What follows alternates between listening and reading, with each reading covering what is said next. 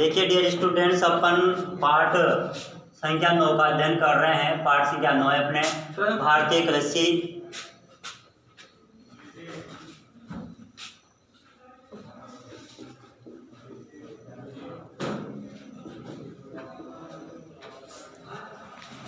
अब तक अपन ने इस लेसन में भारतीय कृषि का अध्ययन किया है। ऋतुओं के आधार पर कृषि फसलों के प्रकार और उत्पादन की दृष्टि से कृषि फसलों के प्रकार, भारत में बोई जाने वाले प्रमुख कृषि फसलें, और इसी के साथ अपन ने इन कृषि फसलों को उपभोक्ता या उपयोग की दृष्टि से पढ़ा है, जिसमें खाद्यान्न फसलें, तिलहन फसलें इत्यादि के बारे में अपन ने अध्ययन किया है। और आज अध्ययन करेंगे अपन अन्य तिलहन फसलें, यानी कि इन तिलहन फसलों के अलावा और कौन कौन सी तिलहन फसलें हैं। तो कल मैं बता रहा था आपको कि जो तिलहन फसलें होती हैं वो 2 प्रकार की होती हैं।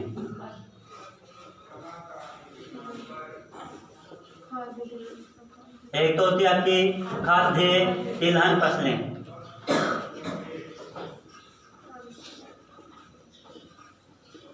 और दूसरी होती है अखाद्य तिलहन फसलें।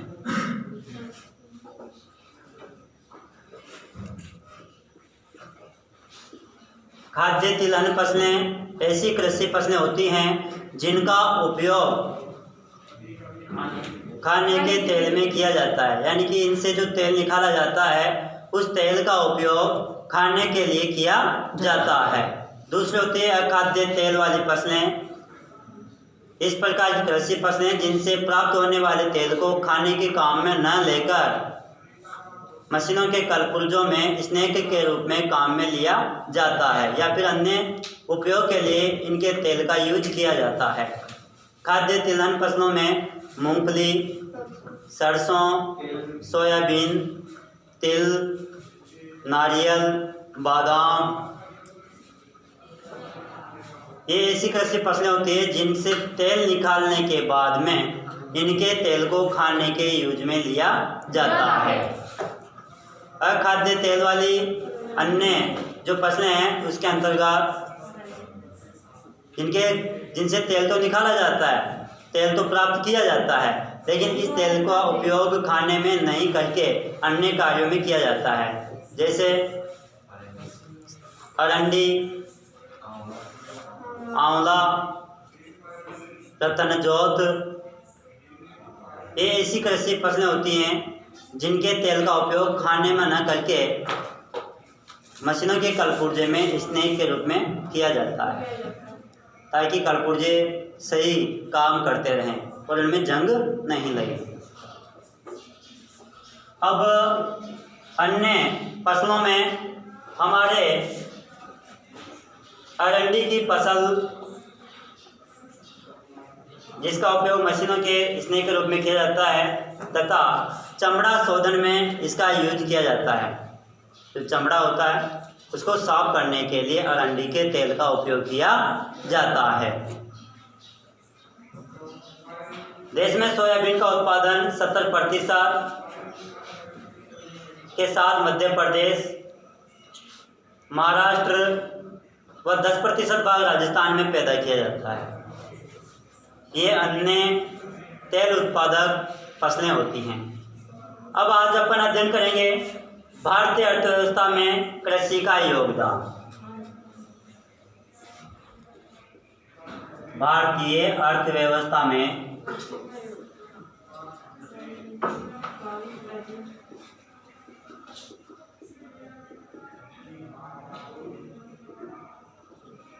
हमारी भारतीय जो अर्थव्यवस्था है वो कृषि प्रधान अर्थव्यवस्था है। इस कारण विस्तृत कृषि प्रधान अर्थव्यवस्था होने के कारण यहाँ पर कृषि का बहुत महत्वपूर्ण है। रोजगार का साधन, कृषि से हमारे भारतीयों को रोजगार की प्राप्ति होती है। सेकंड है सकल घरेलू उत्पाद में सहायक, कृषि सकल घरेलू राष्ट्रीय उत्पाद में सहायक होती हैं। व्यापार में योगदान, भारतीय कृषि का व्यापार में बहुत महत्वपूर्ण स्थान होता है, क्योंकि प्राप्त होने वाली कृषि फसलों का यदि एक अतिरिक्त उत्पादन होता है तो उस अतिरिक्त उत्पादन का व्यापार किया जाता है। अब व्यापार की दो शर्तें होती है, एक तो होता है आयात व्यापार और दूसरा होता है निर्यात व्यापार। तो जो अतिरिक्त उत्पादन होता है उसका निर्यात कर दिया जाता है। इसके बाद में उद्योगों के लिए कच्चे माल की आपूर्ति। कृषि से उद्योगों को कच्चे माल की आपूर्ति होती है, क्योंकि कुछ उद्योग कृषि आधारित उद्योग होते हैं जिनको सीधे कच्चे माल की प्राप्ति खेती से होती है, जैसे गुड़ व शक्कर उद्योग, सूती वस्त्र उद्योग, तिलहन उद्योग, खाद्यान्न उद्योग। ये ऐसे उद्योग हैं जिनको कच्चे माल के रूप में कृषि से फसलें प्राप्त होती हैं और इन फसलों का उपयोग करके उद्योग संचालित होते हैं और उनसे अनेक प्रकार की चीज वस्तुओं का निर्माण किया जाता है। इसके बाद में औद्योगिक उत्पादों के लिए बाजार। भारत की 60% जनसंख्या ग्रामीण क्षेत्रों में निवास करती है। भारत देश में 60% जनसंख्या गांवों में रहती हैं, जो कृषि कार्यों पर निर्भर करती है। यानी कि गांवों में निवास करने वाली जनसंख्या प्राथमिक क्षेत्र की गतिविधियों पर निर्भर होती हैं। अधिकांश लोग खेती का कार्य करते हैं। खेती के साथ साथ वो लोग पशुपालन भी करते हैं।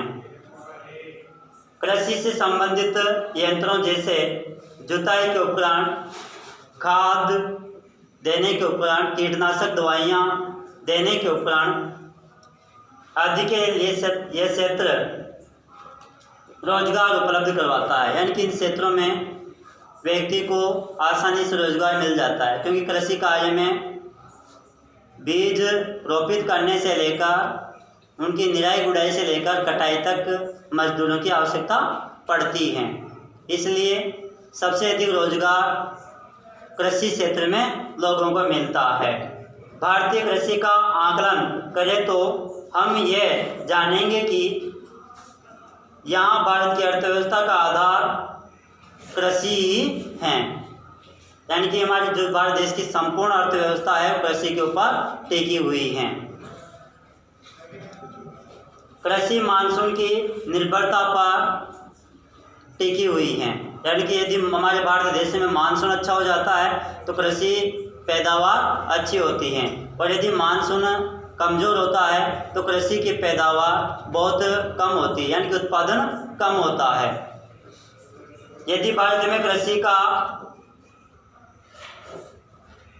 विकास करना है तो हमें कृषि के नवीन स्वरूप को अपनाना होगा। यदि हमारे भारत देश की जो कृषि व्यवस्था है उसमें सुधार करना है, उत्पादन को बढ़ाना है, तो नवीन जो उपकरण हैं, नवीन बीज हैं और नवीन जो तकनीकी है उसको बढ़ाना होगा। लोगों को तकनीकी ज्ञान की जानकारी देनी पड़ेगी और उनको ऐसे संकर किस्म के बीजों को बोने के लिए प्रेरित करना होगा जिनको कम पानी की आवश्यकता होती है तथा वो पैदावार अच्छी दे सकती है। ऐसी कृषि फसलों को उत्पादन करने के लिए किसानों को प्रेरित करना पड़ेगा, उनको जागरूक करना पड़ेगा, उनको शिक्षित करना पड़ेगा।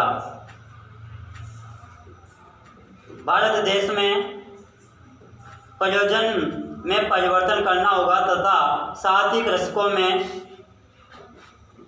गरीबी तथा ऋणग्रस्तता को दूर करना होगा। कई किसान होते हैं जो कृषि कार्य करने से पहले सेठ साहूकारों से या जो वित्तीय संस्थाएं होती है बैंक वगैरह उनसे ऋण लेते हैं, तो किसानों की ऋण के ऊपर निर्भरता को कम करने के प्रयास करने होंगे ताकि किसान कम से कम ऋण प्राप्त करे और वो उत्पादन बढ़ाकर अपनी आवश्यकताओं की पूर्ति स्वयं कर सकें। और भारतीय कृषि व कृषकों का विकास करना होगा। इसके लिए हमारे को सशक्त कदम उठाने पड़ेंगे। इस तरह से ये आपका लेसन फिनिश होता है और जितना आप लोगों को पढ़ाया गया है वहाँ तक आप अच्छी प्रकार से याद करने की कोशिश करें।